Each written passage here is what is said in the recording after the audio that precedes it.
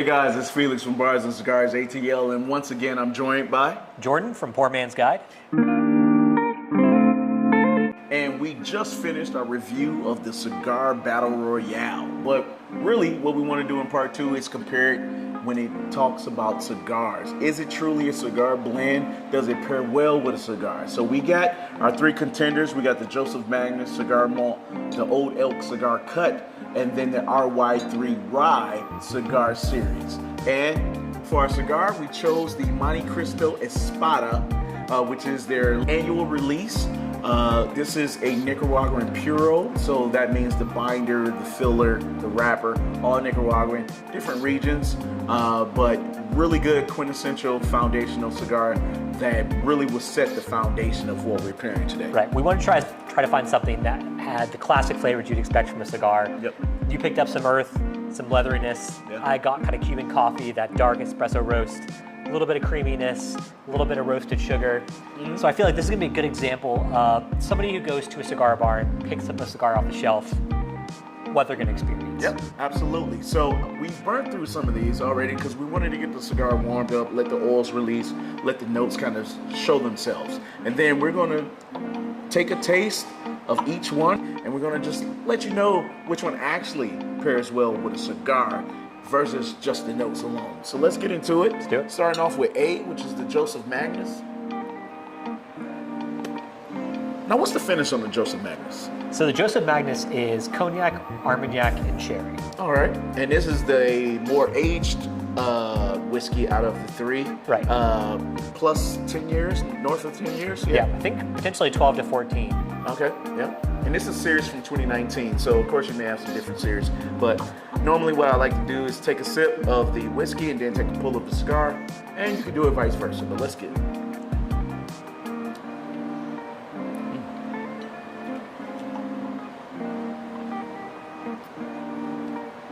Doesn't get more classic than that. Yeah. This is, I like the sweetness, of course, from the Joseph Magnus. Really surprising sweetness for the age. But that sweetness often goes well with a cigar because that cigar is going to give you that tobacco, that earth, that coffee. And then when you have something sweet, you have that contrast. And often in pairing, at least what I like to do, when it talks about pairing cigars, I either like to contrast, so sweet versus earth or something against it, or I like to accentuate, which is sweet on sweet, or if there's earth on earth or pepper on pepper. So you can go two routes when you're talking about pairing cigars, and I think the contrast here goes well. Absolutely. I think you get that sweetness stands up really well to that earthiness. Everything just works really well together. It's exactly what you want with a whiskey pairing. Mm-hmm. I don't think anything necessarily stands out with the whiskey or the cigar, but it integrates so well. It does. It integrates really well. Being that it has more age, the flavors in the whiskey are just more in line. They're synced up. It's been in that bottle, that barrel for such a long time. It's just really well. No spikes, no valleys, no surprises. Just your quintessential leathery, sweet whiskey that goes well with a, I would say, earthy coffee cigar. Yeah, absolutely. Yeah, really good. Shall we move on to B? Let's move on. So here we've got the Old Elk, which is definitely trying to compete with Joseph Magnus and get some of that market share. The one thing that Old Elk does that Joseph Magnus doesn't is it adds a port cask into the mix. So we'll see, does that change it? Does it make it better? Does it make it worse? And the full lineup, I know you guys can't see it, so we'll read it out to you. It's actually port cask, it's cognac, it's Armagnac, and sherry. So a lot of complexity going on there. Right.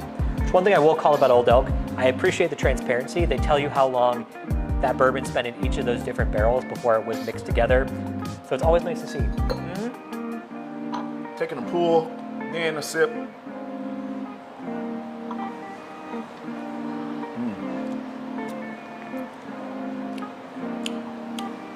This one, not my favorite out of the two. Maybe because there's a lot going on with the Old Elk. There's those peaks, those valleys. There's the sherry, and then there's the cognac, and then there's. To me, that doesn't work. The flavors are just They're butting heads. There's some clashing going on. Right.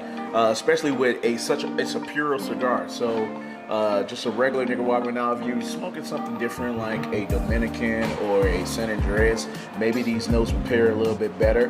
But just with a quintessential puro, and that's why we wanted to go with a pure cigar, clashing. There's a little bit of clash going on. Right. Should we move on to see if it can't change things up?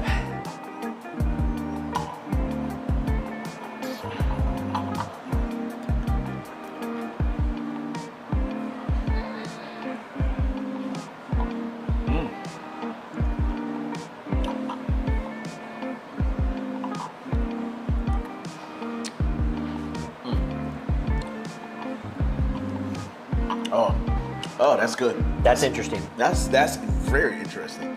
Wow. This one, the RY3, of course, we told you in our previous post, go watch that one. But this one, just to give you a quick rundown, is rum finish. It's a Narana finish, which is a orange liqueur, and then it's finished in Madeira. Those notes are, you get a little bit of sweetness, you get that dark fruit, but you also, that rum is really standing out here. Right. And if you guys don't know, rum is the traditional pairing. When you think about where cigars and rum comes from, the Caribbean, that is the traditional pairing. So you get that sweetness that just matches well with earth, tobacco, chocolate, those notes that you get from a cigar. Right. I feel like the comparison here is really interesting, where those flavors just, they contrast really nicely with the whiskey while also pulling in some familiarity with that rum, adding a little bit of sweetness to the cigar that I really appreciate. Yeah, I think this one does a great job with contrasting. Right? So you get that rum, you get that orange little brightness that comes through that just gives you something different that makes each one kind of special. So when you take a pull, you notice that, but then when you take a sip, you notice that. I agree completely. I feel like Joseph Magnus, if you're at a cigar bar and you see that on the shelf and you're smoking a cigar, for me, that's the pairing I want to go with. But given that it's expensive and not readily available, if I see RY3 on the shelf and I'm at home, that's the bottle I'm going to pick up. I think that comparison and contrast is just so much more interesting. Absolutely, and because cigar malts or blends or cuts or series, whatever you want to call them, is such a buzzword, really it's going to come down to you, and this is why we do this, is really, what really does cigar blend mean? It really means, can I sit down on my back deck or with a buddy and have a cigar and have something that actually pairs well with it? So my winner, just coming out of it, honestly, surprisingly enough, is between the RY3 and the Joseph Magnus. I know in our previous review, I had some different opinions, but that was just based on nose and flavor. But when it comes down to smoking a cigar with it, I really like these two. Like you said, if it's a special occasion and I can spend $200 and find a unicorn of the Joseph Magnus Cigar Malt, then I'm doing it. I'm definitely doing it, sitting out with a buddy, with a friend, special occasion, pouring this up and having a cigar. Now, the RY3 just released, what, 2 months ago? Yeah, a couple months ago. Yeah, and I think this, if you can find this one, they have, it's a small distribution, but these guys are hitting it out the park, and they really took their time, knew what cigar notes were, knew what pairs well with it, and I think they do a great job. I think if you want to smoke, you want to drink a whiskey and you don't want to think about it, Joseph Magnus is the way to go. Everything just accentuates really well.